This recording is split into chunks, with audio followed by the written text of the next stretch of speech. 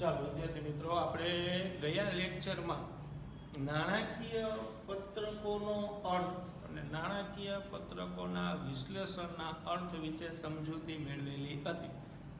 અને લેક્ચરમાં મેં તમને કીધું હતું કે હવે નેક્સ્ટ લેક્ચરમાં આપણે તેના દાખલાઓ વિશે સમજૂતી મેળવશું. તો હવે તુલનાત્મક પત્રકોનો અભ્યાસ પહેલા આપણે કરી, પછી સમાન માપના પત્રકોનો અભ્યાસ કરશું. તો તુલનાત્મક પત્રકો એટલે શું એનો ખ્યાલ આપણે થોડો ઘણો મેળવેલો. તુલના શબ્દ ઉપરથી જ આપણી ખ્યાલ આવે. તુલના એટલે એક પ્રકારની સરખામણી, કે તમારે સરખામણી કરવાની છે.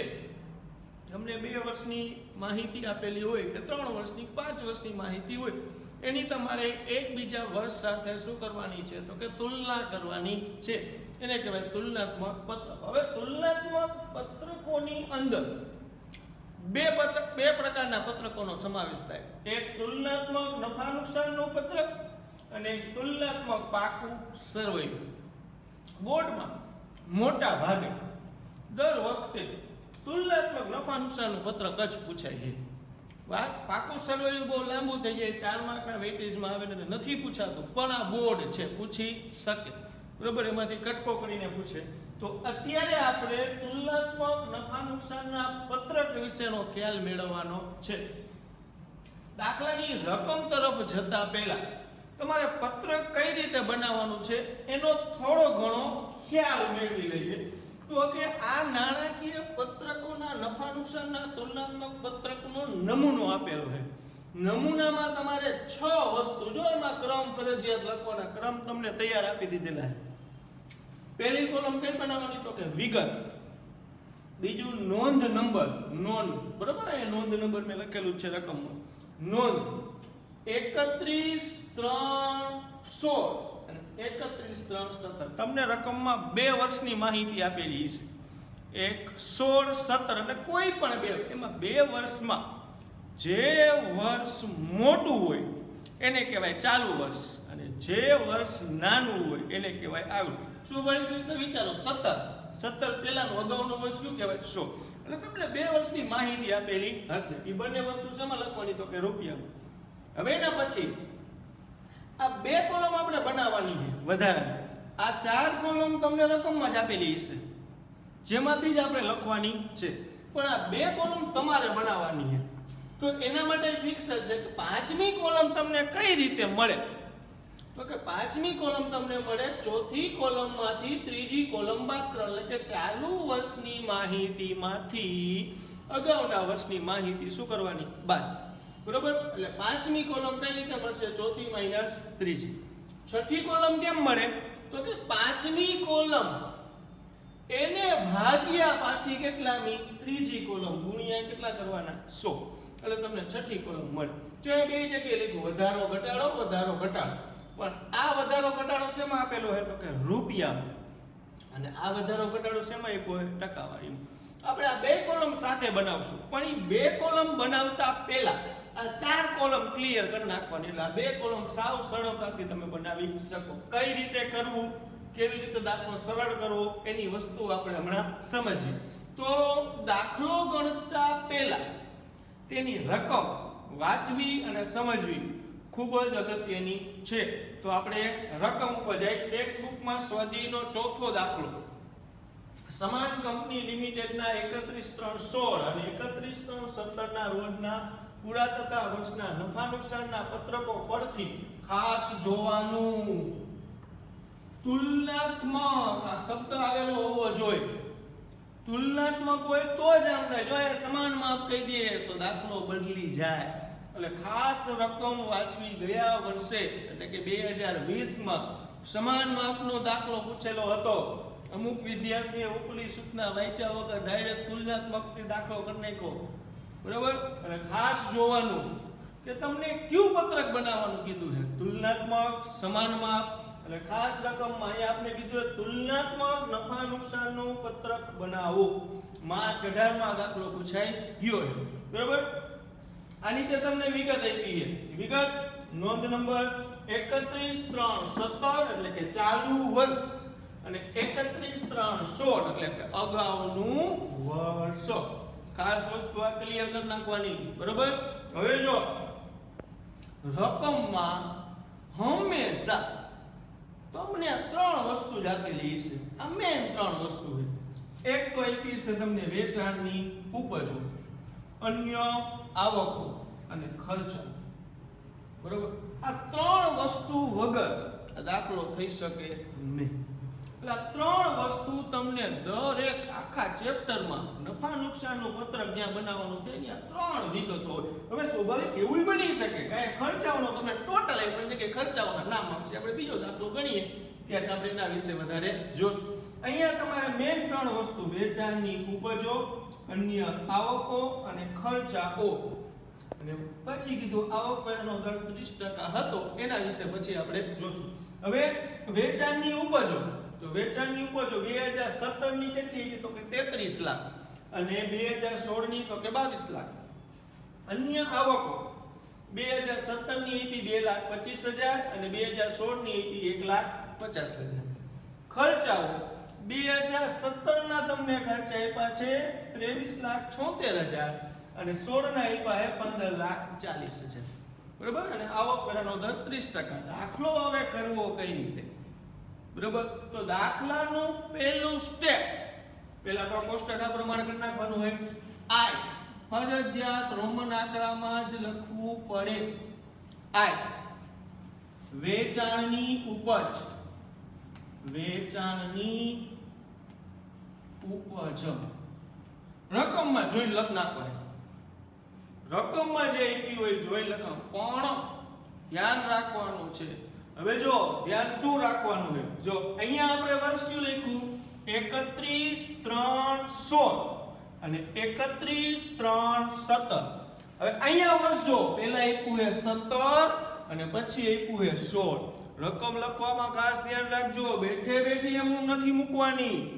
જે વર્ષની રકમ આપી છે ઈ જ વર્ષની રકમ ઈ ખાનામાં મૂકવાની છે. તો 2016, તો 2016 માં જો હજી વેચાણની ઉપજ કેટલી? તો કે 22 લાખ. તો અહીંયા લખવાનું 22 લાખ.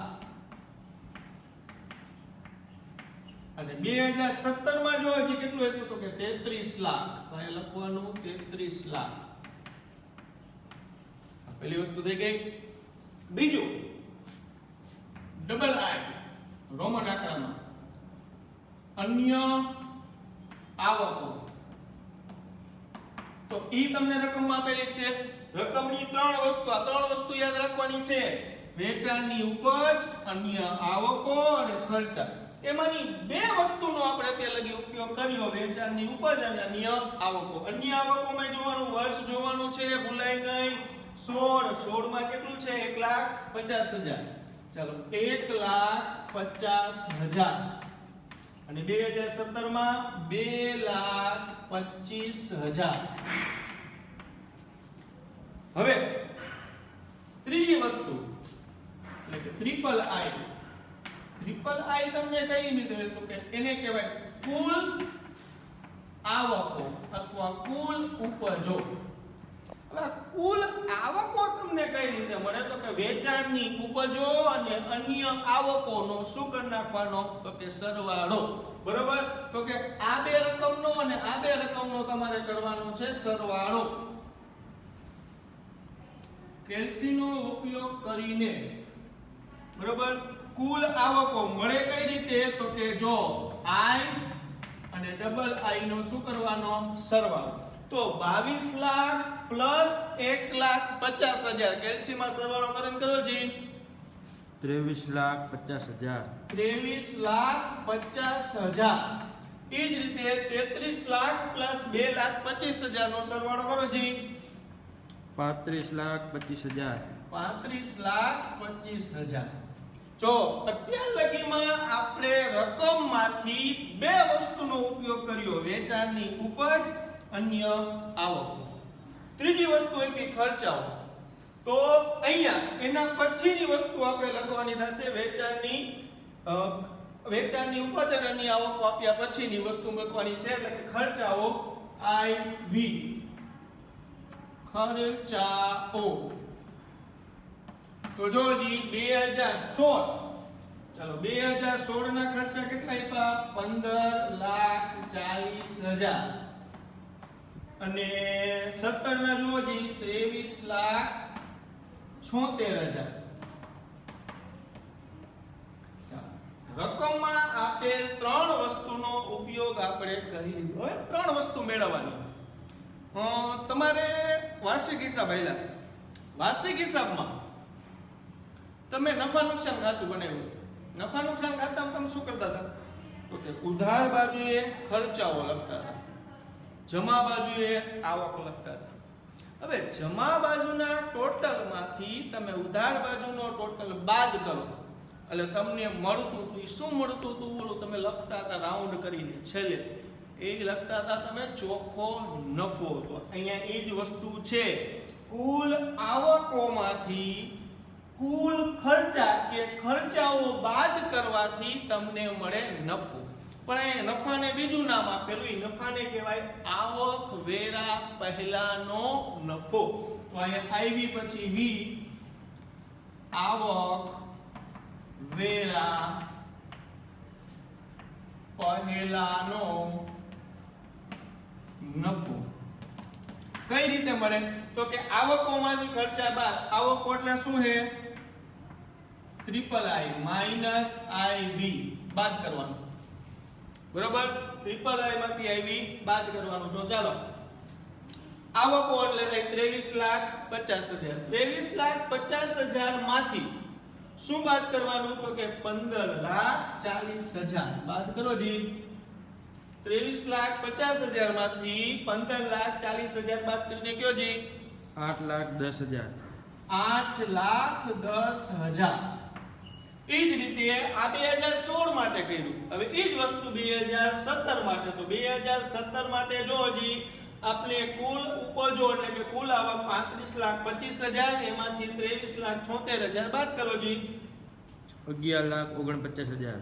11,49,000 આપને મળ્યો આવક વેરા પહેલાનો નફો.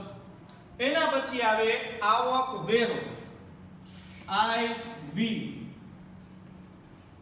આવક વેરો. ઈ આવક વેરો તમને જો એ રકમમાં આપ્યો હોય આવક વેરાનો દર 30%. તો અહીંયા આપણે આવક વેરો કેના ઉપર ગણવાનો છે? તો કે 30% આપણે આવક વેરો. આવક વેરો ગણાય છે ને ઉપર? તો કે નફા ઉપર. બરોબર? તો અહીંયા 2016 માં તમને નફો કેટલો થયો છે? 8,10,000. 8,10,000 ના કેલ્સીમાં 30% કરો જી. 2,43,000. 2,43,000. એ જ રીતે 11,49,000 ના 30% કરો. 3,44,700. 3,44,700. બરોબર? છેલ્લી વસ્તુ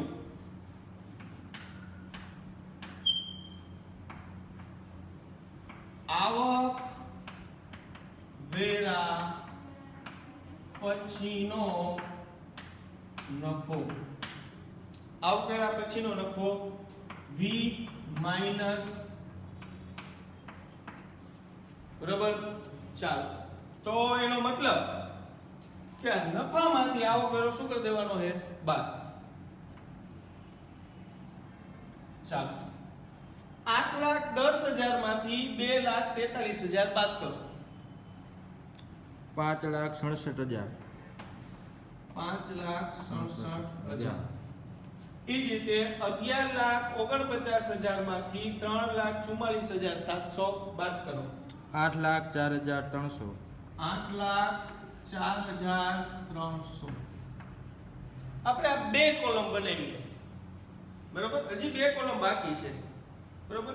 આ બે કોલમ કઈ રીતે બનાવી? તો કે રકમમાં તમને વેચાણની ઉપજ, અન્ય આવકો અને ખર્ચાઓ આપેલા છે. એમાંથી વેચાણની ઉપજ અને અન્ય આવકનો સરવાળો કર્યો એટલે આપણે મળી કુલ આવક.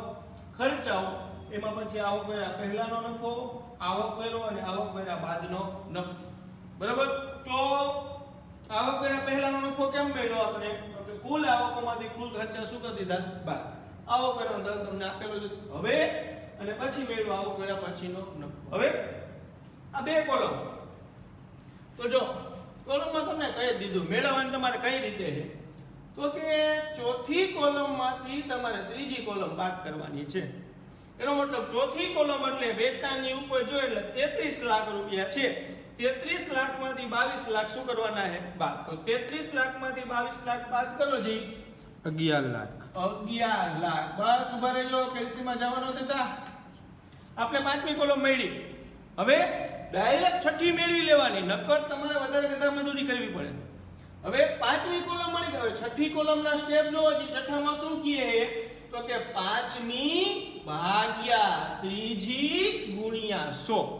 તો પાંચમી કોલમ ઓલરેડી તમારા કેલ્સીમાં છે જ ને, તો ડાયરેક્ટ ભાગ્યા શું કરી નાખો? ત્રીજી કોલમ.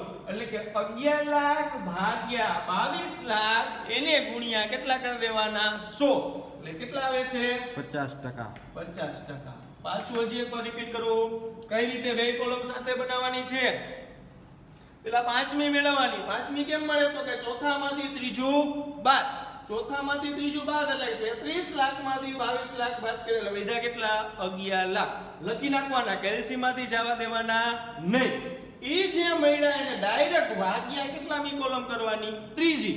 ગુણ્યા કેટલા કરવાના? 100. એટલે તમને છઠ્ઠી કોલમ મળે. એટલે છઠ્ઠી કોલમ માટે તમારે શું કરવાનું? જે મળે એ ભાગ્યા ત્રીજી ગુણ્યા 100. બરોબર? ઈ જ રીતે હવે અન્ય આવકોમાં જોઈ 2,25,000 માઈનસ 1,50,000 કરો જી. કેલ્સીમાં કેટલા થાય? 75,000. 75,000. કેલ્સીમાંથી જવા દેવાનું નથી.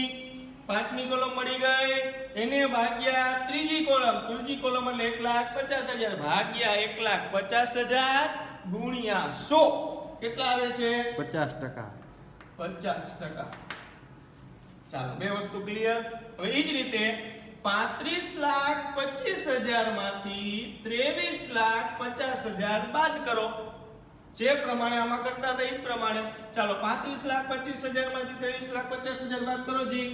11,75,000. 11,75,000 એને ભાગ્યા ત્રીજી કોલમ ગુણ્યા 100. તો ત્રીજી કોલમ 23,50,000 એને ભાગ્યા 23,50,000 ગુણ્યા 100 કરો જી. 50%. 50%. ચાલો, એ જ પ્રમાણે હવે ખર્ચાઓ માટે કરી. 23,76,000 માંથી 15,40,000 બાદ કરો. 8,36,000. 8,36,000 એને ભાગ્યા ત્રીજી કોલમ. ત્રીજી કોલમ એટલે 15,40,000 ગુણ્યા 100. 54.29%. 54.29%. બરોબર? 54.29%. ચાલો, એ જ રીતે આવક વેરા પહેલાના નફા માટે 11,49,000 માંથી 8,10,000 બાદ કરો જી. 3,39,000. 3,39,000 એને ભાગ્યા ત્રીજી કોલમ એટલે 8,10,000 ગુણ્યા 100 કરો જી. 41.85%. 41.85%. બરોબર? એ જ પ્રમાણે 3,44,700 માંથી 2,43,000 બાદ કરો જી. 1,01,700. 1,01,700 એને ભાગ્યા ત્રીજી કોલમ એટલે 2,43,000 ગુણ્યા 100 કરો જી. 41.85%. 41.85%. ચાલો, એ જ રીતે છેલ્લી વસ્તુ 8,04,300 માઈનસ 5,67,000. 2,37,300. 2,37,300 એને ભાગ્યા ત્રીજી કોલમ એટલે 5,67,000 ગુણ્યા 100 કરો જી. 41.85%. 41.85%. હવે તમને લાઈટ થવી જોઈએ. છેલ્લા ત્રણ જવાબ સરખાયો. તમને લાગે કે પેલામાં છેલ્લા ત્રણ હરખા છે, પણ આ એક દાખલામાં છે, બધે એમ ન થાય. પણ આ છેલ્લા ત્રણ જવાબ છે ને હંમેશા એક સરખા જ આવે. બરોબર? તમને એ ખબર પડી જાય તમારો દાખલો સાચો ખોટો.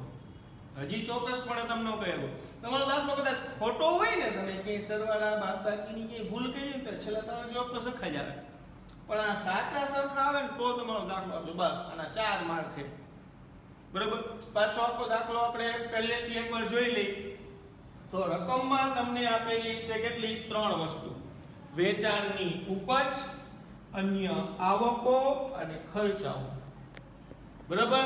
એની ઉપરથી આપણે આ રીતનું પત્રક ઉપર લીટી જો મેં લખીને આપેલી એ પ્રમાણે લખવાની. સમાન કંપની લિમિટેડનું તારીખ 31/3/16 અને 31/3/17 ના રોજ પૂરા થતા વર્ષનું નફા નુકસાનનું પત્રક, તુલનાત્મક પત્રક. બરાબર. હવે એના 6 સ્ટેપ. પહેલું વિગત, નોંધ નંબર 31/3/16 એટલે પાછલું વર્ષ, 31/3/17 એટલે ચાલુ વર્ષ, વધારો ઘટાડો રૂપિયામાં, વધારો ઘટાડો ટકાવારીમાં. વેચાણની ઉપજ 3 વિગતનો ઉપયોગ કરી આપણે આ રીતે પત્રક બનાવવાનું. એ પેલું વેચાણની ઉપજ, અન્ય આવકો, એ બેયનો ટોટલ કરો એટલે તમને મળે કુલ આવકો.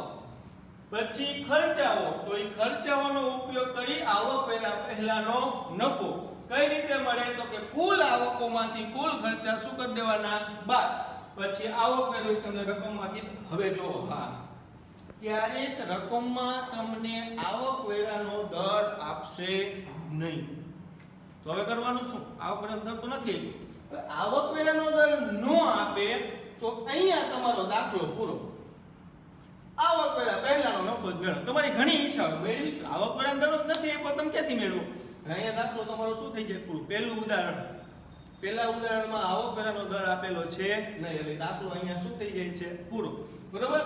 આવક વેરાનો દર કીધો એ મુજબ આ રીતે આખો દાખલો સંપૂર્ણ. પહેલા પેલી 2 કોલમ મેળવી લેવાની છે.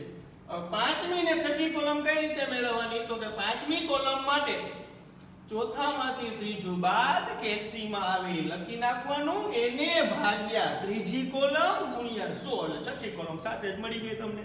એ રીતે દરેક વિગતની આ રીતે તમારે મેળવવાની છે. હવે નેક્સ્ટ લેક્ચરમાં જે એક દાખલો આપણે જોશું જેમાં તમને એ કેમ ખર્ચાઓ તૈયાર આપી દીધા, ખર્ચાઓના નામ આપેલા છે, એનાથી બીજો કંઈ ફેર પડતો નથી. તો એ આપણે નેક્સ્ટ લેક્ચરમાં જોશું. આ દાખલા જેવા 2 ઉદાહરણ, ઉદાહરણ નંબર 1 અને ઉદાહરણ નંબર 2 જે તમારે હોમવર્કમાં કરવાના છે. બરોબર. આ જ દાખલા મુજબ થશે ઉદાહરણ નંબર 1 અને ઉદાહરણ નંબર 2.